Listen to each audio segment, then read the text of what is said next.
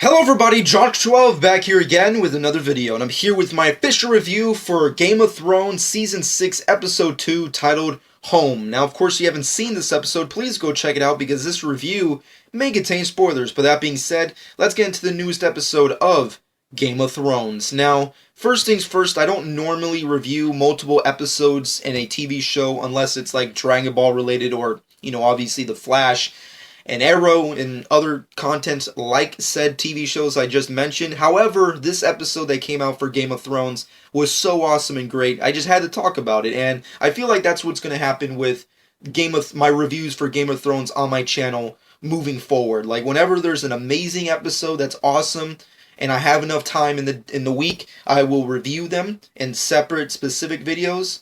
However, if I don't, then of course I'll just be back for a future episode and or the finale of said season.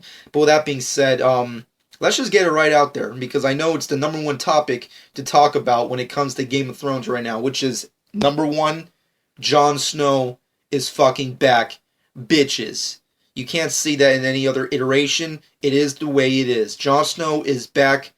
He's fucking back. He's alive. I did not see that coming. I thought they were just going to keep him dead because this is Game of Thrones. However, the writers decided to do a good thing for once. Not that they suck at writing. They're obviously great. I mean, they made a hit show. Did any of us make a hit show? I don't think so. But at the end of the day, they normally don't like to praise the heroes or make sure that good guys, obviously don't make it out okay. They usually get fucked over. I mean, like, the writers said it themselves. Like, if you're a good guy, you're pretty much screwed. You're gonna get fucked unless you know how to play the game, as Tyrion would say. But at the end of the day, freaking Jon Snow coming back was the highlight of this episode. The whole episode could have been just a gigantic pile of turds, and it still would be awesome because Jon Snow got to come back to life. And I don't know whether or not it's a good thing that he came back, because it kind of opens up the doors of, like, well, can we, like, revive everyone back that we love who died? Like, can we bring back Aquaman? Can we bring, can we get Khal Drogo back? Can we get freaking, Ned Stark back? I mean, granted, he has his head off, but then again, that doesn't really matter. There's a lot of freaking things up in the air because of that. But also, on top of that, I don't feel that because Jon Snow is back doesn't mean everything's okay again. It's not like, oh shit, we don't have to deal with any problems. No, there's still significant issues to take care of with Jon Snow being alive. Doesn't really matter, because we still have to deal with the fact that, the White Walkers are coming. They have an overgrown army that continues to grow as time continues to go on, and people, die and don't get burnt. And then you have the Ramsay debacle, which I'll get into in more depth in a second, but he's starting to get higher rank, and he's coming for blood because Sansa's gone, and he wants to kill some motherfuckers and torture them because he's a sadistic sons of bitches. And then, on top of that, God knows what the heck else he has to do, because is he still Jon Snow? Is he different? Is he come back as someone else? Is he, still the Jon Snow we all know, love? Is he come back as Jon Stark? Is he Stark? Is he a Targaryen? There's a lot of things up in the air with the whole Jon Snow being revived. However, as a fanboy, as just a general audience viewer, I am just glad and really stoked that Jon Snow did come back, and I say kudos for the writers. This whole season feels like it's going to be just one gigantic filler fan service season, so I just guess that we all can just kick back and relax and enjoy the ride. But with that being said, moving off of that, let's point out the obvious. Bran is also back, and he is studying. He's doing his Jedi Master training under the Three-Eyed Raven, and we got a good flashback of prior events. And I feel like we're going to get a lot of these flashbacks in this season because of how Bran is really training with the Three-Eyed Raven, and how there's this upcoming threat, which I'm guessing will end up being the White Walkers. But in general, it's really cool to see Bran again. We haven't seen him in a long time, seeing as how he was mostly absent in all of Season 5. So it was really good to see him again. And it was also really cool to see the flashback of, young Ned and Benjen Stark, and, seeing their sister who died like crazy. Are we going to get a flashback next week of, like, are we ever going to figure out what, R plus L equals J? Are we going to figure that out? Is that going to happen? Who knows, but this could be the doorway to that. And on top of that, it was just really cool to see some interesting fun elements of Game of Thrones besides, shit going down as usual. Which shit does go down. This episode, besides a lot of characters wanting to go home, wanting to create a home for themselves, wanting to get back to a so-called normal lifestyle outside of this, monstrosity that is the Game of Thrones universe, we got some major deaths. We got the deaths of certain douchebaggery fathers. Like, we got Theon dad died, and we got, Roose Bolton getting murdered by Ramsay. So, spoilers. So, it was crazy. There was a lot of real wacky shit in this episode. Granted, I feel like the same synopsis I gave for last week is pretty much the same thing here.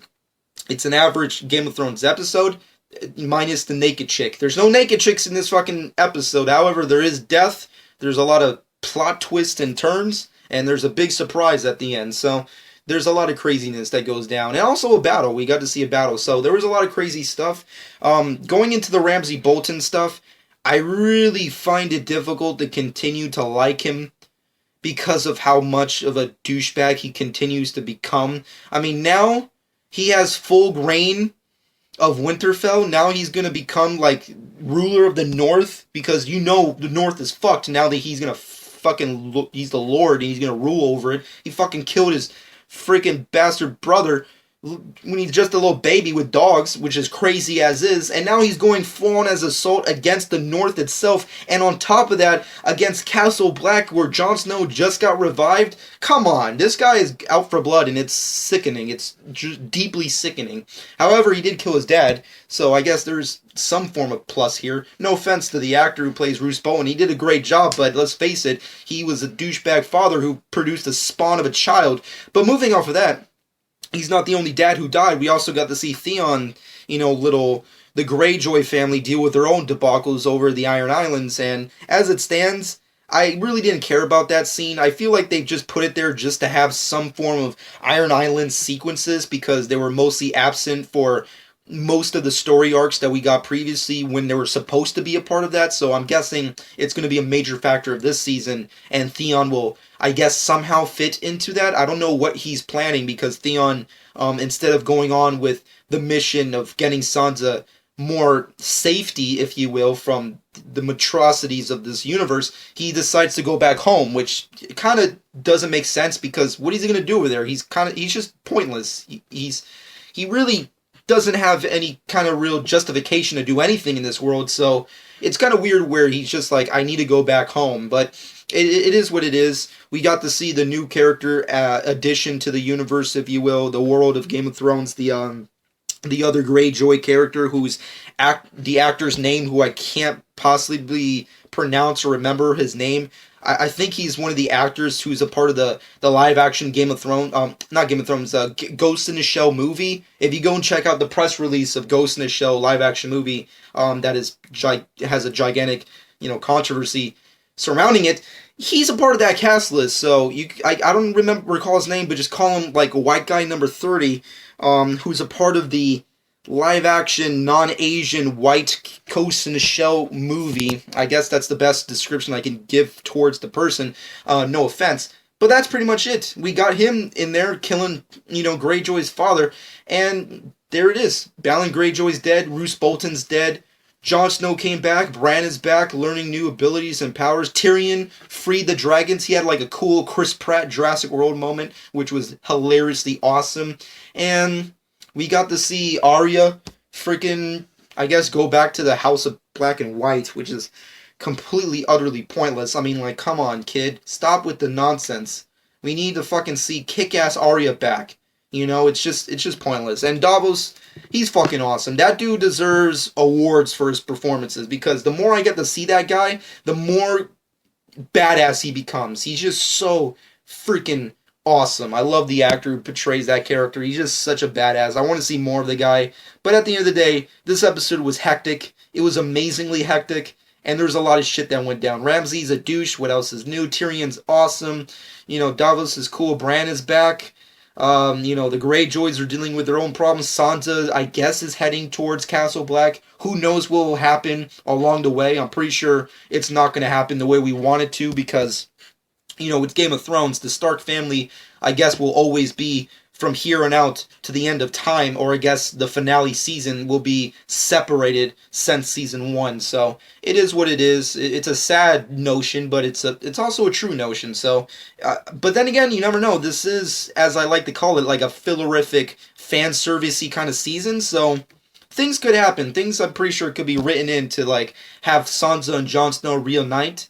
If something good happens, we'll see what I mean, like she does have, the boss with her, so shit could happen. But at the end of the day, this episode was pretty cool. It's very interesting. Jon Snow coming back. Come on, that's just the highlight as is. But at the end of the day, my final verdict for this episode is a solid 8 out of 10. It was a good freaking episode. I thought it was awesome. There was a lot of craziness. There's not really anything negative towards this episode that I really didn't like. If I didn't like anything, I guess is maybe Ramsay getting more power than he doesn't really need or necessarily has to have, and of course the Greyjoy sequences. Granted, yes, we get to see the Iron Islands again, but there wasn't really anything that really interested me or piqued my overall interest into caring about that kind of story arc. But I'm pretty sure with Theon heading towards the Iron Islands, there will be some interesting things to ensue in that kind of story arc. But at the end of the day, it was a solid, good episode. But let me know what you personally think in the comment section below. Are you stoked and happy that Jon Snow's back? Are you glad to see Bran again? What did you think about the Boltons and the Greyjoys dealing with their parents' deaths? And what are your personal thoughts on every character wanting to go back home? But let me know what you personally think in the comment section below. Shameless plug time. Follow me on Twitter and Instagram at Josh12. Subscribe to my channel if you haven't done so already. And I hope you guys enjoyed. And this has been Josh12.